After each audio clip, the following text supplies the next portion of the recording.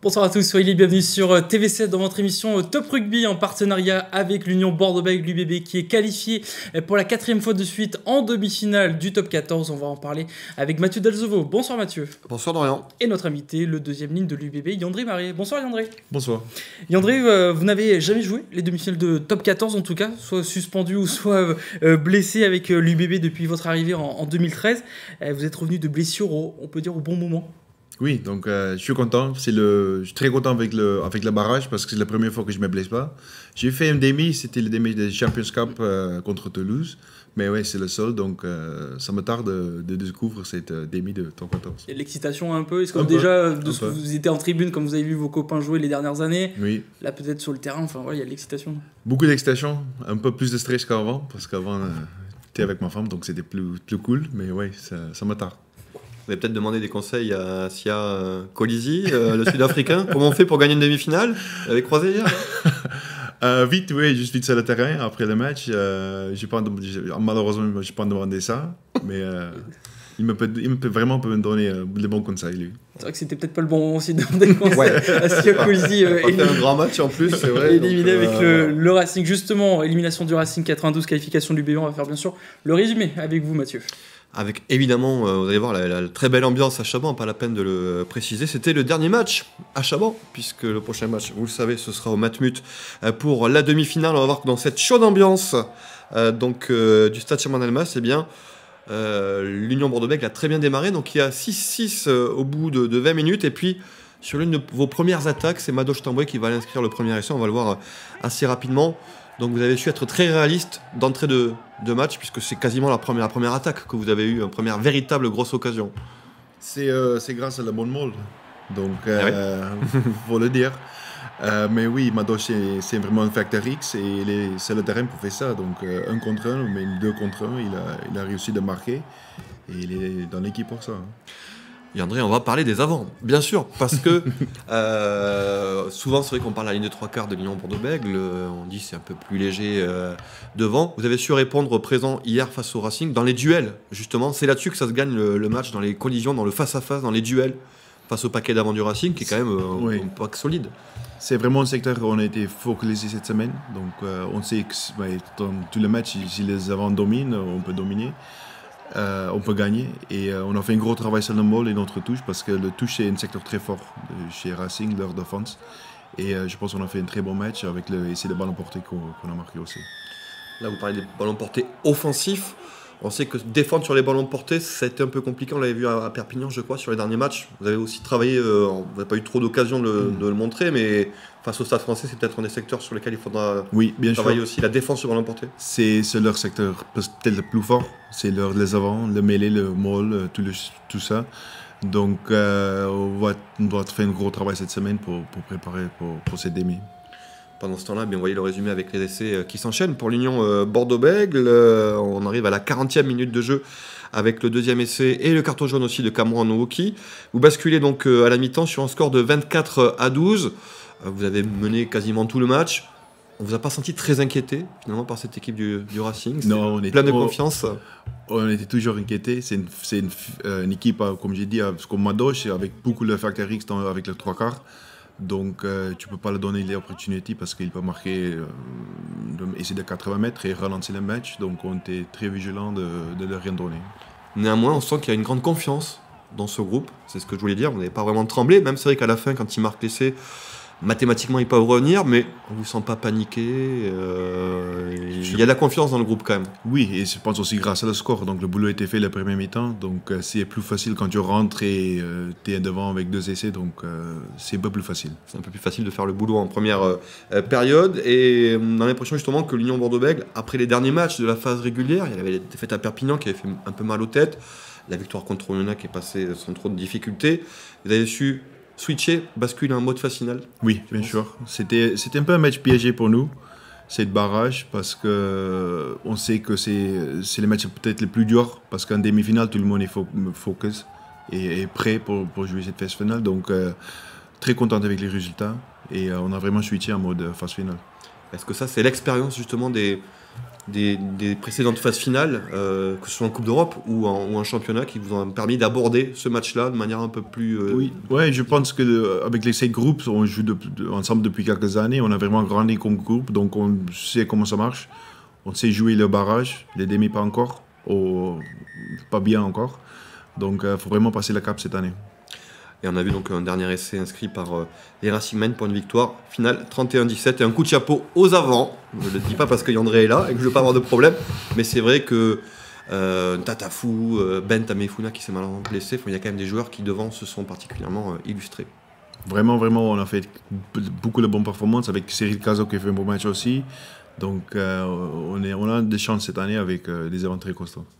Et donc c'est une victoire 31-17 et une qualification pour les demi-finales. On va regarder rapidement les statistiques de cette rencontre. 3 essais à 1, en tout cas pour l'UBB. Vous étiez beaucoup offensivement. Voilà, beaucoup de plaquages réussis. C'est vrai que vous avez beaucoup plaqué par rapport au Racingmen. 11 pénalités concédées de part et d'autre tout de même. Là aussi, cette histoire de pénalité, on en parlera du côté Rochelais où ils en ont fait beaucoup aussi dans leur match. On sait que face à, par exemple, à Toulouse, pour La Rochelle ou vous, le Stade Français Paris, il faudra rectifier ces histoires de pénalités. On va essayer de donner le moins possible, mais ça arrive dans le match. Ça va vite. Et essayer de mettre toutes les équipes essayer de mettre les équipes en face sous pression. Et il faut éviter ça. Le week-end contre le Stade Français, ça c'est leur jeu. Il fait beaucoup le jeu au pied. Ils mettent pression dans le rack. Donc on sait ça c'est leur point fort. On va regarder le tableau maintenant des phases finales pour voir donc que l'UBB est qualifié pour les demi-finales face au Stade Français Paris. Ce sera ce samedi à 21h et que c'est donc La Rochelle qui a battu Toulon face à Toulon et qui vont affronter le Stade Toulousain vendredi à 20h, une heure plus tôt parce que l'équipe de France de foot joue pour l'Euro de foot. 20h15 exactement, mais venez un peu avant, à 20h05 si vous voulez profiter de tout ça. Donc vous allez affronter donc le Stade Français Paris. Vous avez perdu 2 fois cette saison face à eux. Quels souvenirs vous en gardez ? Pour moi, je n'ai pas joué le match, mais c'est frustrant de jouer contre eux parce qu'ils sont très bien structurés, avec, comme j'ai dit, un jeu au pied très, très précis. Et eux, ils jouent avec la pression. Ils essaient de mettre le plus de pression possible sur nous.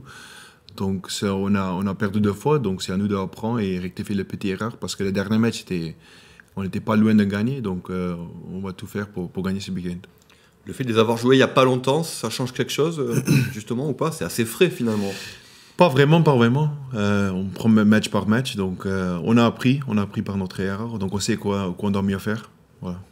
Surtout que là, vous jouez à domicile, alors c'est au Matmut. Est-ce que justement, jouer au Matmut, c'est comme un match à domicile Oui, bien sûr, c'est à Bordeaux, c'est pas à Chaban, mais c'est à Bordeaux, et on a toute notre famille proche, donc c'est vraiment à domicile pour nous. C'est particulier comme stade tout de même, le Matmut Atlantique. Je rappelle, vous avez joué une fois cette saison, vous avez battu le Stade Toulousain. Il y a fort longtemps, avant le Covid, vous faisiez 3 matchs par saison au Matmut, puis plus du tout, puis c'est revenu. C'est particulier comme stade un peu le Matmut. C'est magique, c'est une très très beau stade et c'est plaisir de jouer là. On a fait un bon match cette année-là, donc j'espère le week-end on va faire les mêmes. En tout cas, jouer une demi-finale à Bordeaux, on se dit que c'est une occasion unique. Vous en avez joué des demi-finales, malheureusement perdues, vous le disiez. On se dit que celle-ci, faut pas celle-là, c'est une belle occasion d'y aller. Oui, bien sûr. Comme je dis, on va tout faire pour aller jusqu'au bout cette année. Vous le sentez quand même, là, depuis aujourd'hui, voilà. Je sais pas. Il y a un parfum de demi-finale, on sait pas qu'en plus ou pas, ouais. Pas encore, parce qu'on n'a pas entraîné aujourd'hui, on était off, mais je pense à partir de demain, ça va basculer vraiment en mode phase finale, en mode demi-finale. Et justement, avant de parler un peu de vous et de l'après pour vous, Yandré, est-ce que c'est une semaine, on va dire, classique, ou finalement on règle juste les petites choses qui vont pas et tout ce qu'on a acquis tout le long de la saison, on n'est pas obligé de retravailler dessus vu qu'on l'a acquis? Non, je pense que c'est plutôt une semaine classique. Parce que Racing et Stade Français, ils ne jouent pas le même. Donc, faut pas dire tout changer, mais il faut adapter et faire le boulot, faire le travail dur pendant la semaine pour être prêt le week-end. André, vous parliez tout à l'heure des avances. C'est vrai que tout au long de la saison, même avant le début de la saison, on parlait des 3 quarts, des galactiques. Ça vous a vexé un peu Ah, bien sûr. Ah oui, d'accord. Bien sûr. C'est vrai, on a un 3 quarts très spécial cette année. Mais faut ne jamais oublier que c'est les avants qui donnent les ballons aux trois quarts. Donc voilà. Ah, il le disait quand il vient ici. Hein. Il dit voilà, c'est grâce aux avants aussi. Hein.